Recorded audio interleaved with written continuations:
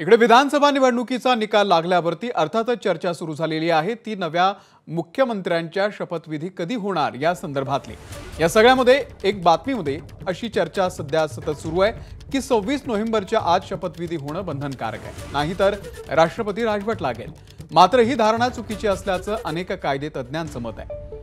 शपथविधी 26 तारखेला झाला नाही तर मध्यरात्री 12 वाजता राष्ट्रपती राजवट ही लागू होईल अशी धारणा चुकीची असल्याचं कायदेतज्ञ सांगतात। यासाठी ते भूतकाळातील अनेक उदाहरणांचा दाखला सुद्धा देत आहेत। अभिषेक मुठाळ आपले प्रतिनिधी या संदर्भातले अपडेट देतील। अभिषेक, समजा 26च्या मध्यरात्री राष्ट्रपती राजवट लागू झाली नाही, शपथविधी झाला नाही तर राष्ट्रपती राजवट लागू शकेल असं काही तज्ञांचं म्हणणं आहे, तर काहींचं म्हणणं आहे की असं होत नाही। नेमके कोणते दाखले दिले जात आहेत कायदे तज्ञांकडून?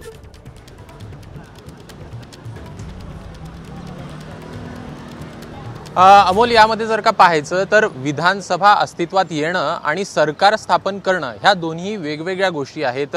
अनेक जण यामध्ये गल्लत करता आहेत की विधानसभा अस्तित्वात येण्याची ही मुदत आहे, 26 नोव्हेंबर जर का ही पाहिजे तर ही विधानसभा अस्तित्वात येण्याची मुदत आहे।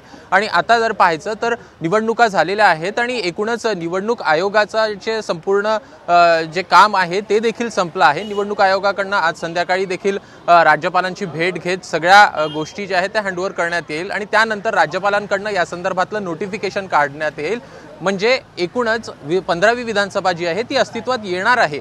त्यामुळे विधानसभा अस्तित्वात येणं आणि सरकार स्थापन करणं या दोन वेगळ्या गोष्टी असणार आहे। त्यानंतर राज्यपालांचं हे काम सुरू होतं। त्यामुळे आता जर का पाहायचं तर आता विद्यमान जी विधानसभा आहे त्याची मुदत ही 26 तारखेला आपल्याला संपताना पाहायला मिळते आहे। त्यामुळे राष्ट्रपती राजवट लागण्याचा इथे काही संबंधच येत नाही। जे पण आताचे जे मुख्यमंत्री असणार आहेत तेच हा संपूर्ण कारभार जो आहे तो पुढे आपल्याला चालवताना पाहायला मिळतील। एकूणच विधिमंडळाच्या सूत्रांकडनं ही माहिती आपल्याला मिळते आहे। एकूण अनेकदा जर आपण पाहिलं आहे तर विधानसभेची जी मुदत आहे त्या संपल्यानंतर आपल्याला शपथविधी होताना पाहायला मिळालेले आहेत मुख्यमंत्री पदासंदर्भात। 2004 साली जर का पाहायचं तर जी 10वी विधानसभा आहे ती त्याची मुदत ही 19 ऑक्टोबर 2004 पर्यंत होती। मात्र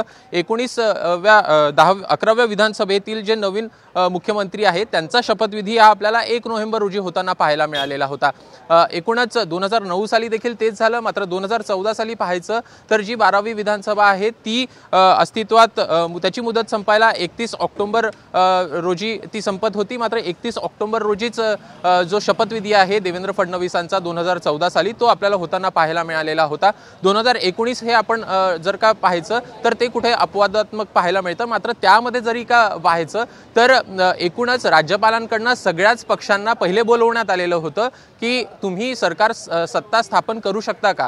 तेव्हाही पाहायचं तर विधानसभा ही अस्तित्वात आलेली होती आणि विधानसभा अस्तित्वात आल्यानंतर जी सरकार स्थापनेची प्रोसिजर आहे किंवा गोष्टी आहेत त्या राज्यपालांकडनं आपल्याला होताना पाहायला मिळालेला होता। त्यामुळे तो कालावधी किती असेल हे सगळं काही राज्यपालांच्या हातातच असणार आहे आणि राज्यपाल तो कालावधी असेल किंवा ज्या गोष्टी असेल त्या आपल्याला पाहायला मिळतील।